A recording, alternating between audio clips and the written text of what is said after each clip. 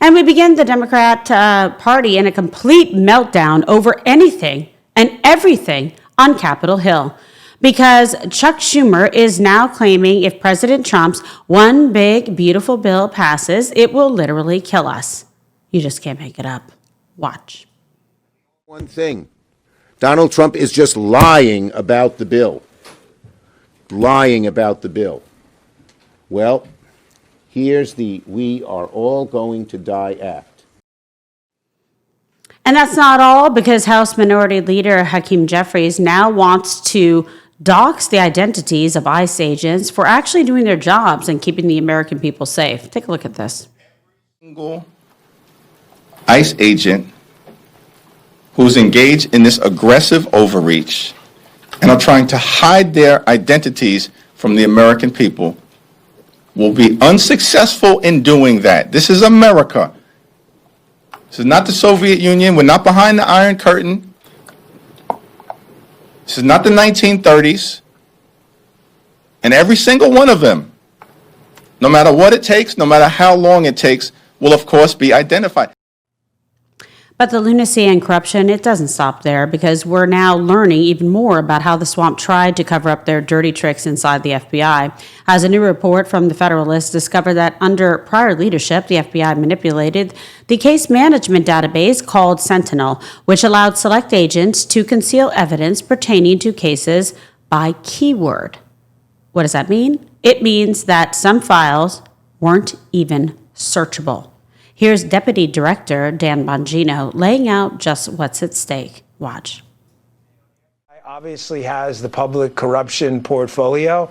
And yes, if you are a corrupt politician out there, if you are engaged in behavior, you know what you're doing, we're going to find you. I promise. No one is going to get off. The days of selecting and putting your partisan bias on and taking care of your friends, those days are over. You know what, Sean? I don't have any friends. I don't want any friends. Well, maybe outside of you and a couple of. I don't care. I didn't come here for the money. I didn't come here to make. I know. No, you didn't go there for the money. I can tell people that for sure. No, I didn't come here to make friends. I don't give a damn about friends. I don't have any friends. I don't want any friends. I got my wife. I got you, and I got a small crew of people. So I don't need any friends. If you want a friend in D.C., get a dog.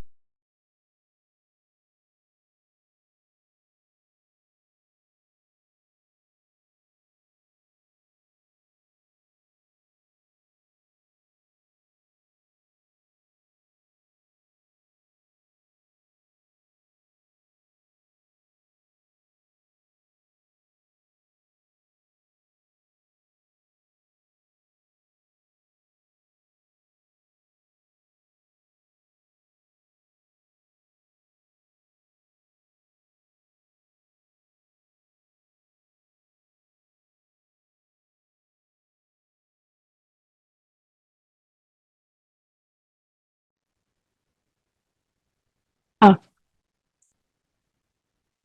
don't think you can hear me. Can you hear me? You're perfect. Thank you for being on the show. No, thank gosh. Okay, good. You can hear me. Okay. For a second there, the technical difficulties got in the way. No, all good. So thank you for being on the program. And, to start, could you just introduce yourself to our audience and talk about how you ended up in the crosshairs of massive corruption by the FBI under previous leadership? So my name is Martha Byrne. I had a long career on a soap opera called As the World Turns, had a lovely career, won a few Emmys, and I met the love of my life when I was 23, named Michael McMahon. He was an NYPD sergeant, detective, very highly decorated, earned 78 medals while he was on the NYPD.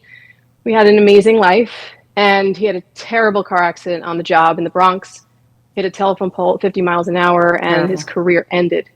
So then he became a private investigator, something he loved to do. And then in 2016, he got a routine call for some asset searches, background checks from a business in New York, Queens. Their client had stolen money of theirs and was hiding it somewhere in New Jersey. So it was a typical case. He hired two NYPD detectives that were retired. He talked to two federal agents about the case in 2016, did everything right, notified the local police when he was doing surveillance, and then he forgot about it. Didn't think about it, had hundreds of other cases in his career. He worked for the Vatican. He was a very sought after private investigator. And then on October 28th, 2020, the FBI came here to our home during a pre-dawn raid and arrested him for violating the FAR Act, Foreign Agents Registration Act, and interstate stalking. Now, he's a private investigator. He was parked on a public street. He was never seen by the subjects. There's no police reports he was seen. Nothing like that ever had happened. So we're like, we're going to fight this. I mean, everything he did by the book, he saved everything. And as many of your viewers know, when you go after the DOJ and you want to fight back is when they double down. Yeah. That was in 2020. And it's almost 5 years later. And we went to trial. But during that time, before we went to trial, you're talking about these files. You're talking about the discovery and how they hide evidence or suppress it. And when we got our discovery, it was encrypted. So we would click on a folder, which would go to another folder, another unnamed folder, and then we couldn't open our own discovery. And when we inquired with the prosecutor about that, they said, we have handed over everything we were obligated to do so.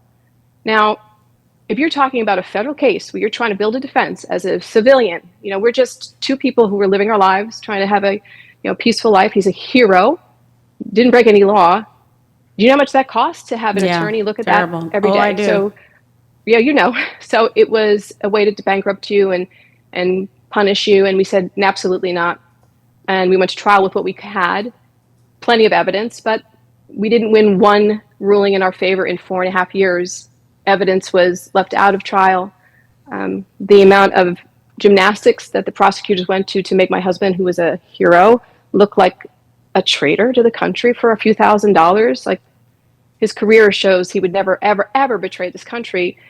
But if you are innocent, you should be able to fight back and build a proper defense. So when I hear all this stuff about hiding these files, it makes total sense, because when my husband was able to open up one file, eventually after about an hour, he found evidence from his other cases that he worked on as a private investigator in our files, which, again, totally outrageous.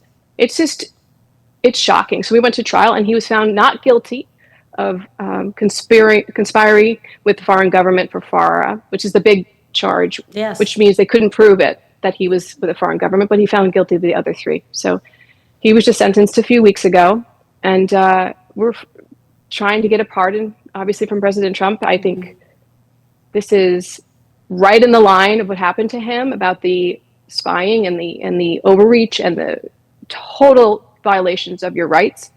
And it's just outrageous, Kimberly. It's outrageous.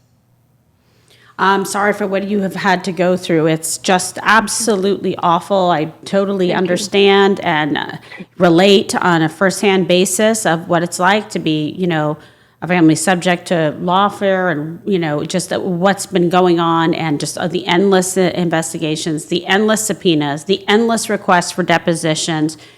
They try to kill you. The process is the punishment, and going through all of that. But let's talk a little bit about this, about some examples, falsifying evidence by the prosecution and FBI. So I'll give you one very egregious example. On day one of trial, the prosecutors put up a photograph that they alleged my husband had taken at a mall. First of all, he was never at a mall. There was no mall meeting. There's no evidence there was a mall meeting between the subject he was following and his elderly father. Never happened. So they put up a picture of the mall, but it was a recent picture, and it had electric chargers for cars. And we went, objection. My husband worked on this case in 2017 of April. Yeah. There were no electric chargers. But it just went on and on and on. They had no proof of anything that they had alleged about this meeting at the mall. And they created this whole case that my husband had followed this woman to the mall and she thought someone was following her. It absolutely 100% never happened. The metadata showed he was not there. The evidence in his reports that he had given to his client weren't there. So can you imagine, years, they have known. The FBI Newark field office in Red Bank, New Jersey, has known since 2017 April that my husband was innocent. They backed into this case. They had his phone number, they had his contact, he had filed police reports at the local police department when he did surveillance. So it was on record. They could have called him. And Kimberly, my husband has worked on hundreds of cases, including with the federal government, with the FBI while I was on NYPD, and as a private investigator. They knew They knew he would come in if they called him. They didn't want to call him. Instead, they spoke to Chinese agents, the actual criminals, countless times, who Right. lied to them. So, but the falsifying the evidence is, I think, when you put a criminal complaint together, which was the first out of the gate piece of evidence, right, that goes out to the world, and there's false information in there, charges of things that he wasn't even involved in, and we prove it, Kimberly. We show evidence to the prosecutors that over and over again. But even up till his sentencing, they were continuing the same lie to the jury, to the judge, to the world, to the media. And we don't how is that possible? Kimberly, if you have evidence in your hands that you know is false, how can you infer it, which is what they do, lie, let's call it what it is, to a jury? I mean, and Kimberly, no one testified against my husband at trial. The case agent didn't testify. No witnesses testified against him. None. They made up a story based on legal private investigative work and fed it a fantasy to the jury. I mean, I'm shocked. Having been married to a member of law enforcement, a very heroic, very busy, really worked on heavy cases, what I witnessed in that courtroom was absolutely shocking. So when Donald Trump was being charged and going into this courtroom in Manhattan, I said, and I hear what's happening to him, I think that's exactly what happened to us. Yeah. Taking something legal and making it appear even illegal or sketchy or, just funky. It's just wrong. It's totally wrong. No, yeah, I mean, it is outrageous, but I love your dedication and your loyalty. Such a courageous woman. God bless you for that. And this is very informative, and our viewers want to hear more about this. It's been recently reported that the DOJ is ghosting files. Talk about that as it relates to your case.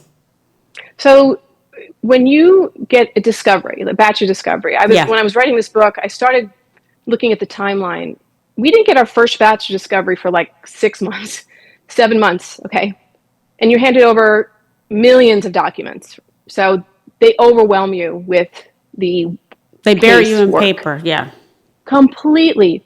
So when we would read 302s, which are interviews of witnesses, and we see something that's very, very helpful to my husband, they won't let that in, okay? That's one. We had to fight for months and months and months to get interviews that we knew had happened, and we knew they would be helpful to my husband.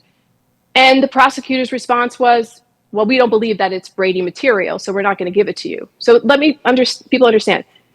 Prosecutors decide if they think the evidence is helpful to the defendant. Now, if that's not backwards, I don't know what is.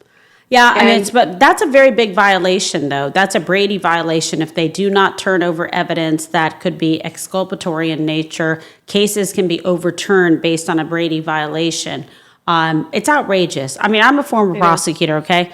I turned over everything because I just want one outcome, which is justice. And I investigated all my cases very thoroughly. I didn't just rely on the investigator. I did a deep dive on it to decide. Some of my proudest moments as a prosecutor is saying, hey, the people unable to proceed, there's reasonable doubt. I have concerns that this is, a crime has not been committed and or this is not the right individual, et cetera. That's what you're supposed to do. You're supposed to be the balanced justice. Defense attorneys have their job, which is to defend the case, but the prosecutors are supposed to be the white hats to make sure that justice is served, okay, and that innocent people do not go to jail. Exactly. And talk to us about how, your husband's case is different from a typical fox hunt case. So my husband's case, so the fox hunt cases are usually a dissident who has fled China, who is speaking out against the government, the Chinese government, and they send people from China to here to coerce them to go back. That was not the case here. The subject of my husband's surveillance, after his arrest, we started learning more. Because remember, he was arrested 4 years after he had worked on this case. So when he originally was hired, there was nothing on this man. When you Googled his name, one image came up and that was it. But after his arrest, we found out that he was being sued civilly for $30 million in the United States for fraud. He was committed immigration fraud. We were not allowed to talk about that at our trial. He was not a dissident. He was a high-ranking Wuhan official who fled China in 2010. and alleged to have stolen over $120 million, I believe. That was the latest number that I found. We were not allowed to talk about that at trial. So when he took the stand, we couldn't talk about any of his communications with the FBI about his immigration. And, there was this very, very cloak and dagger kind of behavior that we were never allowed to ask the actual alleged victims about why they would want to stay here, first of all, and get this civil lawsuit against them thrown out. So there was a $15 million judgment against them by the time we went to trial, and we were not allowed to ask him about that. So he's not a dissident, and there was no evidence presented at trial. This was a political effort. So my husband worked on a civil matter. So his client wanted him to find homes, real estate, where's the money? So it perfectly lined up to what he was told that he was hired to do. And that information ended up in the civil lawsuit that was filed, but we weren't allowed to even ask the subject about it. So I don't know what's going on here, but I'll tell you, Kimberly, when he testified at trial, this is a former Wuhan official. Not one member of the media covered it. Not one media, not one person. I looked around going, why is this should be topical. Exactly. This should be something that people would want to hear about. The media protected him. The prosecutors protected him. The judge protected him. Like I said, I am shocked. So the fact is, this was not a fox hunt case. My husband would never do anything. First of all, if he knew anybody was in harm, he'd be the first guy. He's the guy who ran into the burning buildings. He's the one who took on the gunfire.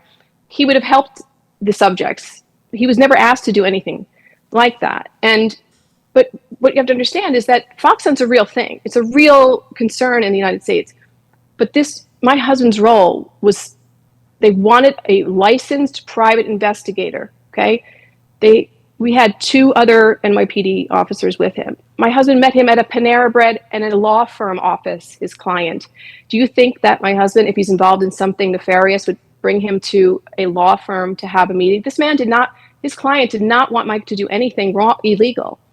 He wanted this civil information. He was very interested in, for instance, a transaction where the subject had, with his real name on it, he wasn't hiding, he had transferred a $2.6 million house for $1 to his sister-in-law. That's a little interesting. But I'll tell you, Kimberly, one thing we did find out recently, there's a book called Fool's Gold that just came out, and we found out the subject Mike was following had donated to Hillary Clinton's campaign in 2016 under his real name. Now, if you're fleeing China as a political dissident, you're not donating to Hillary Clinton in 2016 under your real name. So there's a lot of very complex things that go on, but I want you to understand what my husband did was a few days of surveillance, legal PI work, did nothing illegal, makes a few $1,000s and moves on with his life. And they built this case around him, Kimberly. They had guilty pleas from other people that had been involved in nefarious business. They were done. They could have just wrapped it up with a bow and been done, but they went after my family and tried to bankrupt us and put us in danger. These FBI agents, these prosecutors and the EDNY, they left my family vulnerable, Kimberly. If these were bad people, they knew where we lived, they had information. I mean, the obligation to warn us, it's the duty to warn. I'm sure you know about it. Like, if you are targeted by a foreign adversary, they have an obligation to warn us. And we've met FBI agents, but former prosecutors who are now out and said they did a terrible, terrible thing by not protecting Americans, but protecting CCP. And I'm sorry. And why is that? That is not really bad. Well, there's look what's coming out now. Exactly. We're learning more what's going on behind the scenes and who's, the prosecutor that was the national security prosecutor who had been with the EDNY for 10 years, who was in charge of these cases, was just relieved of his duties recently. That's a win, okay? Because things slipped through the cracks. Finally. I mean, the lead prosecutor left government right before Donald Trump won the election. He slithered out of there and, ran away because, we know why, obviously. But this is not okay. And we're going to clean this up, and we want to help other people, Kimberly. Like, the fact that we are not alone and that we are not the only victims of this spying and looking. And you understand this probably better than anybody. When you find out that your children, like that where they followed and like they've looked at your banking records for 10 years trying to, Kimberly, they couldn't find one thing my husband has ever done wrong. They couldn't find anything. They pulled up a complaint against him from the NYPD from 2000, where a gang member's mother came in and complained about him because I called her son stupid. Her son was recruiting kids at a school. That's what the prosecutors told the court, that made my husband a bad man.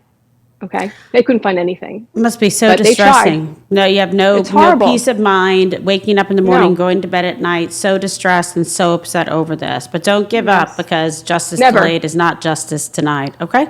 That's right. Um, That's right. And God sees everything. He will right the wrongs. He sure does. Yes, he has. He's been Let's through my whole talk path. about, yes, thanks be to God. So, like, did the FBI ever, like, debrief in any way? Like, what was the interaction, with your husband and the FBI? Like, if you can touch on that. That's another thing. I'm so glad you asked that. If these operations are so dangerous to the United States, the case agent has never spoken to my husband. Nobody has spoken to my husband about this case, to learn, to grow, to protect this security of our country. Very frustrating. And today came out in the New York Post, if you'll see it, is that there was an FBI agent who was specialized in Chinese intelligence who said they would have brought them in. Basically, they really missed the mark on this case. That's outrageous. So no, there's been no debriefing. They didn't even speak to the two federal agents that my husband spoke to about this case in 2016. They were active agents. They never spoke to them until a year after my husband's arrest. They didn't speak to the NYPD members that were with him until the arrest in 2020. Terrible. Do you imagine how much intel we lost by them doing that? Like, what was happening after 16, 17? Spy balloons, Chinese police stations, fentanyl, all these things were going on. Could you imagine if this little Newark field office FBI agents and the EDNY had reached out to learn about these patterns instead of keeping it private and not sharing? And my husband's a 9/11 first responder, okay? He has had 9/11 illness. He is suffering from that. My brother-in-law just passed away from 9/11 illness, a firefighter. So sorry. I'm so sorry for your loss. So thank devastating. you. But I'm saying, we didn't share information, Kimberly. If we had shared information back in that day, right, we were supposed to do better. We were supposed to share information so that we could protect our citizens. By them not sharing this information back in 2016, it was not only put my family in danger, it put the entire country in a default position with China. And we can fix it. It will be fixed. And I've been so blessed. I've been blessed by meeting wonderful people in DC and the Oversight Committee, and James Comer's Oversight Committee in October 2024 did a 300-page report on the CCP. And the DOJ got a failing grade because of this case. And they made a point of it, saying Mr. McMahon should never have been prosecuted, and there's government weaponization here, in their own words. So there's progress, Kimberly, but my husband shouldn't spend 1 second in federal prison when the Department of Justice worked with the CCP for years instead of U.S. law enforcement, including my husband. They picked the wrong side. They picked the wrong side on this one, and that's one of our, if not our biggest enemy. And I don't know how they rectify that in their minds, that's okay. But this administration's not going to do that. And that I know for sure. I know I've already seen the changes. I've already seen it. We've already seen it. Transparency is everything. You're absolutely right. Big picture, let's share this with viewers. This has obviously been incredibly challenging and distressing on such an insane, extreme level for you, right, and your family. Yeah. Talk to us about that, what the actual personal impact has been. And then, talk to us about, in your, best hopes and wishes and prayers, what does the path forward look like? It's, when they come to your house in the morning at dawn, my husband always said, if they come to the house, I'm dead. If someone comes at before dawn, I'm dead. And since I was with my husband, the first thing I thought was my son was dead. And the idea that these FBI agents would plan that and coordinate to come to my house and scare my children and traumatize them is something I can't wrap my brain around either, because, like I said, Mike would have come in easily. So that trauma that they put upon my children, I will never forgive them for that. Exactly. I will never forgive them. And when the world thinks your husband's a traitor to the country and a spy, and you get death threats, and you get people who think that he's this horrible person because the DOJ tells one side of the story and the media says one side, their side, how do you fight back against that, Kimberly? I'm blessed that I have a platform. I'm blessed that I have a following. I'm blessed that I have a foundation of faith. I mean, the Blessed Mother visited me right before this happened in 2020, and I know she was preparing me for this. But we have to stand up when we can, and not everybody can. Not everybody is strong enough. They'll bankrupt you. Like you said, it's about $2 million. These cases cost you about $2 million, if not more. Maybe you need 10 lawyers to fight this. But I always wanted to believe that the truth always wins in the end. And our children have thrived. They have thrived. My son is a police officer now. He became a police officer because of this and wanted to honor his father. My daughter's doing great in school and college, and she's here locally in college. And my other son, my middle son, is doing great, doing very, very well, because we're a family unit. And they try to break that up, and they're trying to break it up again. And at my husband's sentencing, the judge said my children would be fine because they're adults. And never mentioned me. Never said what the impact would be on me if I lost. I mean, Kimberly, I've never been away from my husband for 32 years for more than 2 weeks. I mean, the idea of someone deliberately doing that, knowing he's innocent, it's a special kind of dark force that would tear a family apart who's survived this together, who have sacrificed everything to be a family unit, and for the judge to say my children will be fine. So dismissive and rude. It's so. My husband, insensitive again, and outrageous. is a 9/11 first responder. He's had 4 surgeries for his sinuses. He sacrificed his body, his mind, his soul. He's taken on gunfire. He's run into burning buildings. I mean, like I said, he's a hero. And the way the judge just dismissed that, her comment was something like, well, there's an expectation for everybody to be a good person.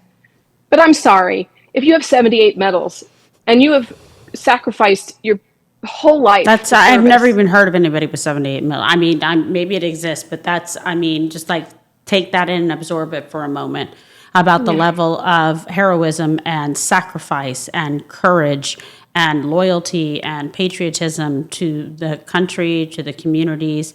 It's just, it blows you away. It really does. It's so insulting, and it hurts so. It hurt me every day in court. It just felt like a needle to my heart, because it was what they were saying about him was wrong, and it was a lie. They called him so many horrible. He didn't do anything wrong. He was doing his job, and he not only was doing his job, he was diligent. He did invoices for cash. He did surveillance reports. He saved everything. Thank God he had saved everything when he was arrested, so we could put the timeline together. There's no crime here. I don't know what they're talking about. And as you said, if they show me the man, I'll show you the crime. Yeah. And, that is what, but I still don't understand why they did this to him, because they didn't need to do it. And the amount of taxpayer dollars, I mean, I wonder how the Americans feel that they used your money to destroy a hero and his family. For what? Awful. I mean, we're not any safer from China. I can tell you that. We will be.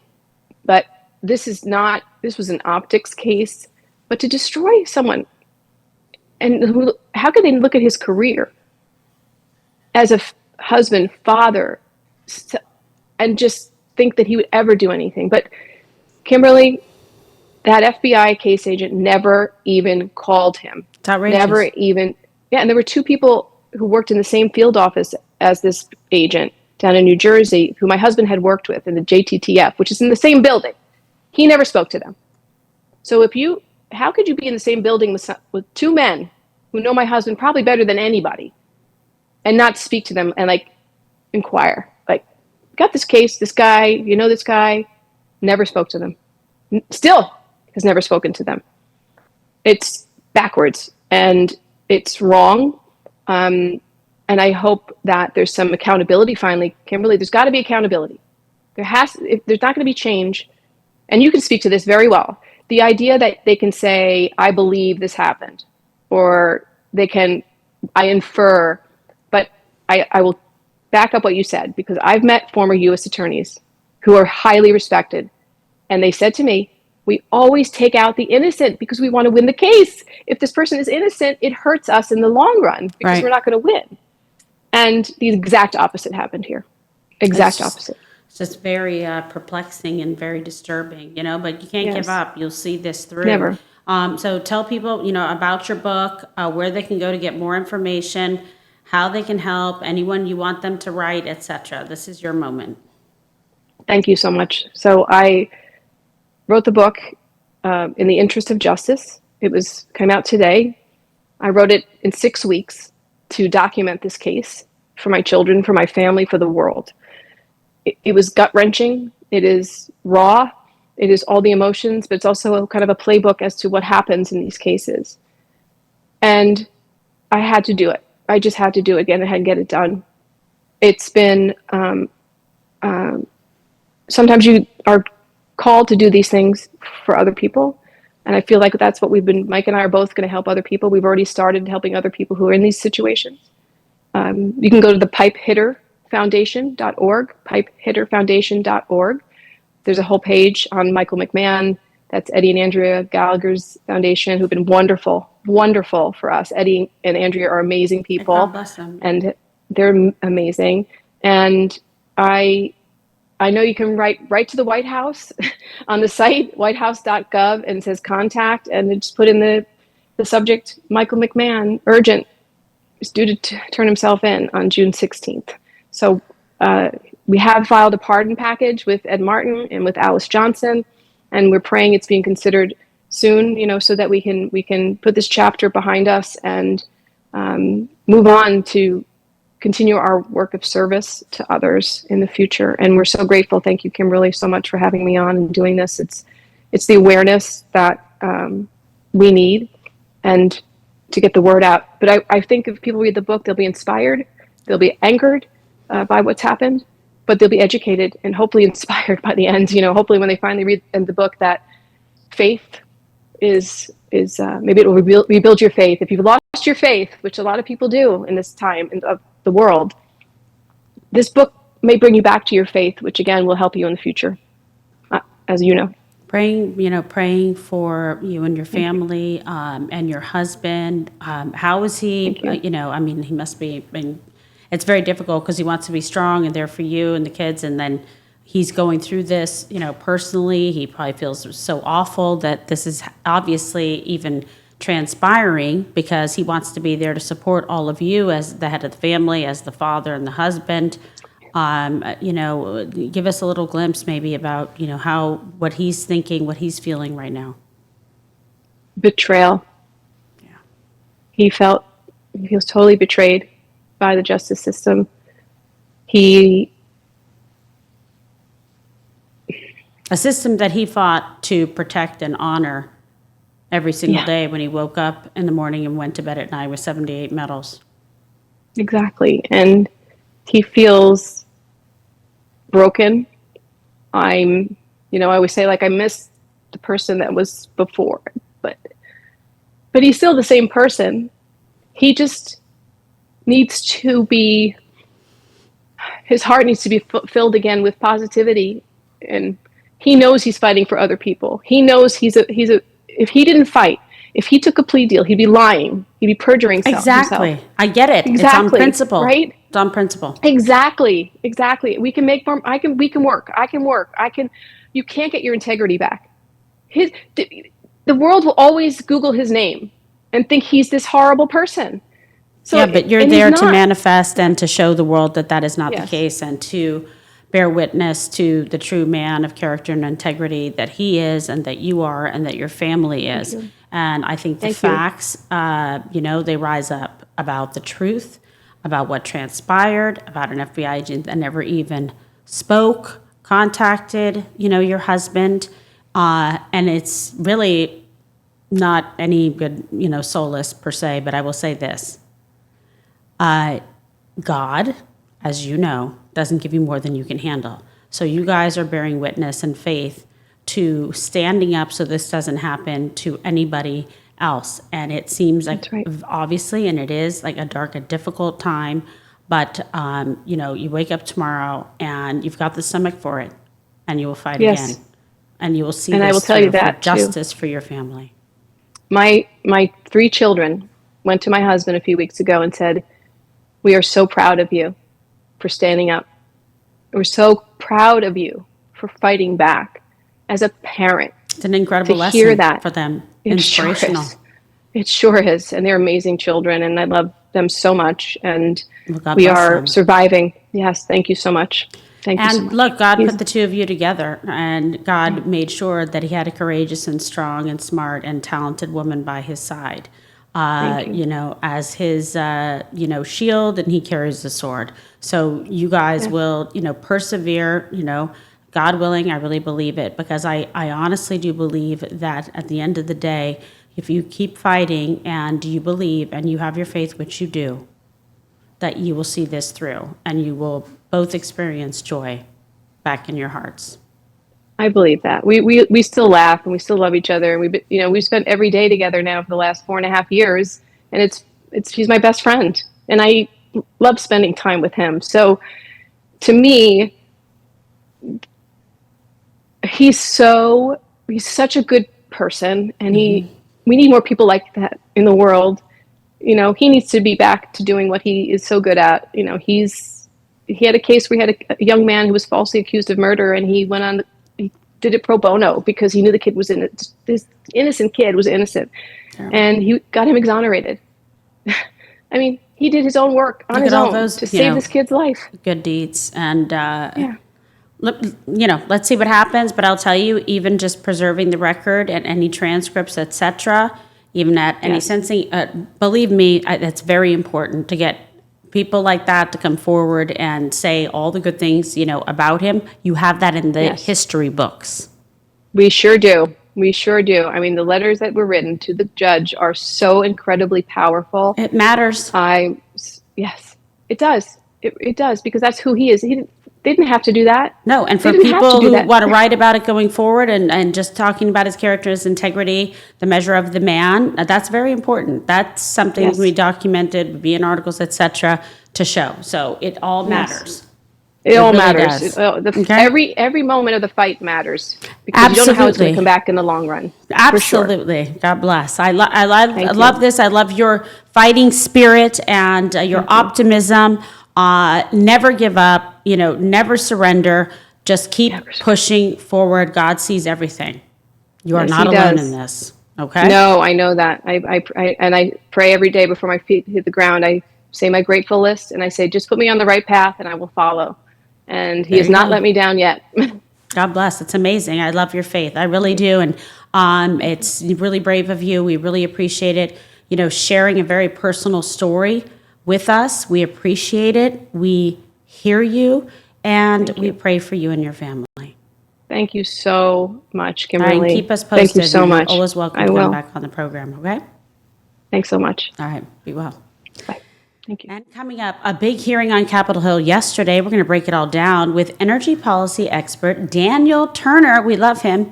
And in the meantime, also be sure to check out the 1775 Coffee Company. We talk about it all the time. Don't compromise on taste, quality, or your values. And 1775 coffee is brewed to perfection, crafted with precision, and built on patriotism.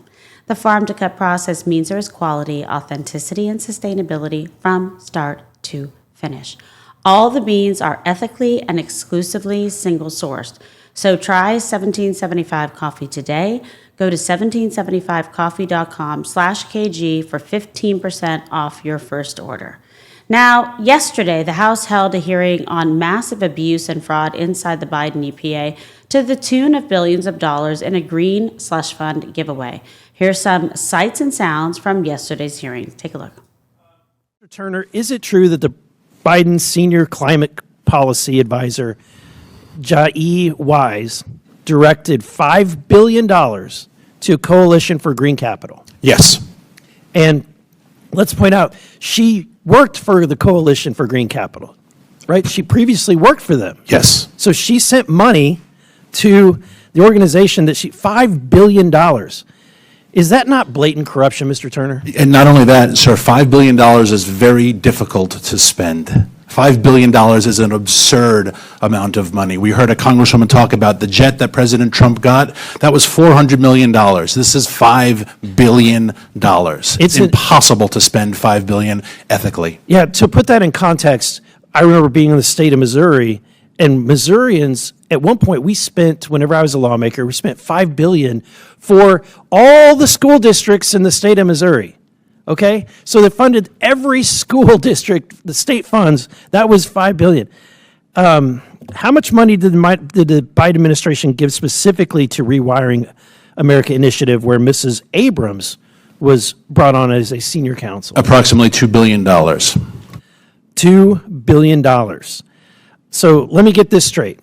Progressive loyalists like Abrams and other senior admin officials left the admin and feathered their nest on their way out with our taxpayer dollars, correct? Correct.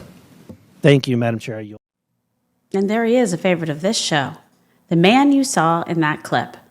Power the Future founder, Daniel Turner. Thank you so much for being back on the program.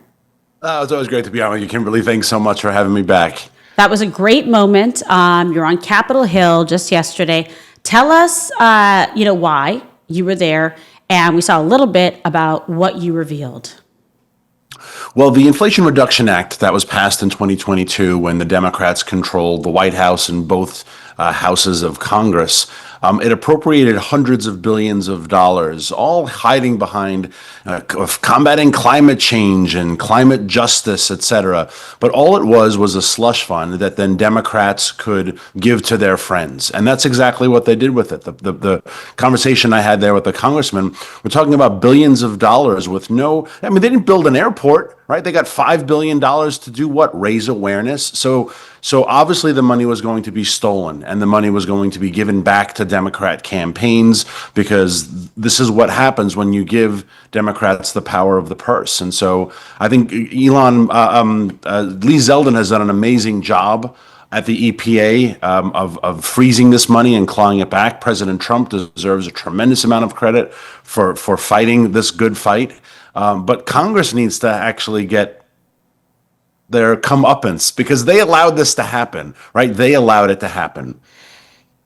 Yeah, how does the swamp keep getting away with this massive, and it's so distasteful to me, waste of funds that go to these left-wing special interests? How deep does this all go? And quite frankly, how do we stop it? Yeah, the laws have to change, and that's what my organization is working on for the next year and a half, while we are assured that we still have both chambers of Congress. The laws have to change, that you can't just create a group and then go to the White House and, because the people there, get a $5 billion nameless grant. If this was a Department of Transportation grant, for example, if you were building a bridge, you'd have to put up some sort of bond, right? You have to prove that you're going to deliver for the grant you're getting. But if you're just going to combat climate change, they just write you a check and then assume you're going to use the money wisely. And we know they're not. All that money is going to get funneled back to Democrat campaigns, to Democrat operatives. So the grift has to stop. Biden set a terrible precedent on a lot of things. But this was one of the most egregious. And it's because they had the full power of the purse and they abused it. Not surprising, but we can't let it happen again. Can Congress, claw back, from this green slush fund? Because this is what really irritates people and, quite frankly, pisses them off. Yeah, I think some of it can be clawed back. A lot of these grants were supposed to be over time, and so they can stop future payments. But I think what Congress has every right to do is say, how much did we give you? 500 million? Okay, walk us through how you spent that. Right? If you were donating to any charity, you have that right to ask that. If you were running a business and you had investors to the tune of X number of dollars, they would want to know, how did you spend the money? But somehow when you are on the left and you're combating climate change, you just get money from the taxpayers and you expect no accountability. The hostility that I had with the Democrat members of Congress is because of this exact reason. They know this money was making its way back to their campaigns and to their friends and to their operatives. They don't want to get caught, so they put up a lot of bluster and fight, and you don't care about children and all that crap. But they're just hiding their tracks. Now, your group, Power of the Future, expressed concerns that over 6 of the Biden administration's executive actions signed by the auto, like just take that in for a moment, related to climate policy. These should be deemed, right, null and void. Yeah. What did you find? 100% null and void. Yeah, we looked at some of the environmental executive orders that President Biden ostensibly signed, right?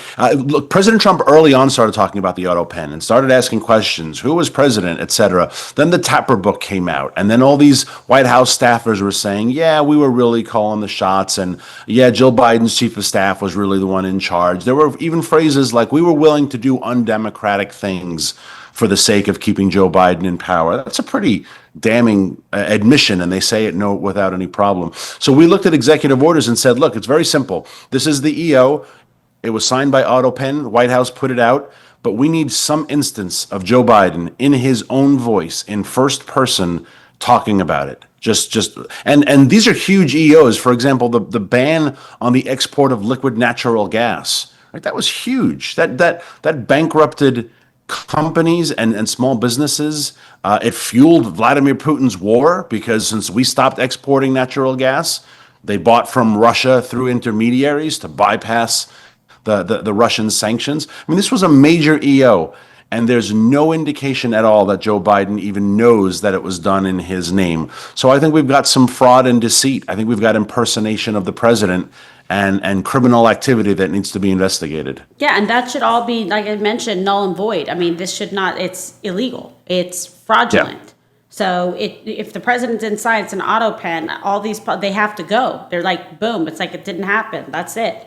100%. I mean, we all, back in the day when we were kids, may have tried to forge mom's signature on a failing math test, right? But that doesn't mean it was valid, right? It was fraud. And you get in trouble for the fraud, and then you still have to deal with the fact that you failed the math test. Well, the people who perpetrated the fraud of the auto pen have to be held to account, and they have to be punished and criminalized. But then the actual EO itself, there's still some restitution there because of the damage it did to this country. It's outrageous. You just can't even believe this stuff. And like, we're all finding out about it now, subsequent to the fact of the election. I mean, the cover up is outrageous of what's transpired here. And we had, Biden, they were still putting him up to be president. Then we had the one that fell out of the coconut tree, Kamala after that. I mean, you can't make this up. No. And the American people are so tired because, we're headed in a better direction. There's no doubt. But America still doesn't work really, really great. It's expensive. Trains don't work. Cities don't work. Airports are Sean Duffy, God love him, he inherited a huge problem and he's trying his best to fix it. But we are in fixing mode. And I just hope that we can rally around the president and continue to believe like we are going to get there. But we were handed an awful situation, and we really were. Like the amount of damage done in the 4 years of the Biden administration is going to take at least 4 years to be undone. So we can't lose hope. We can't lose faith. We're headed in a good direction, but we're not going to get there in the immediate future. We're really not. And that's unfortunate for Americans. It really is. But I love your intelligence, your passion, your dedication to this country, to the truth, putting the truth forward despite the lies that are perpetuated. It's very admirable. Never give up the fight. You are truly making a difference. And I certainly, as a patriotic American, appreciate it, Daniel. Thank you. I appreciate that very much. Thanks, Kimberly. And thanks for always making time for the show. Always great to be with your audience. All right, you're the best. Daniel Turner, the one and only. Thank you so much. Thanks. And my closing remarks just ahead, but first, free speech is under attack, but Rumble refuses to look and to back down. We've always believed in empowering independent voices, and to Rumble, it matters more than ever. We are excited to offer Rumble Premium, a completely ad-free experience with exclusive benefits for viewers and creators. And it's more than a subscription, it's a stand for free speech. Your voice matters.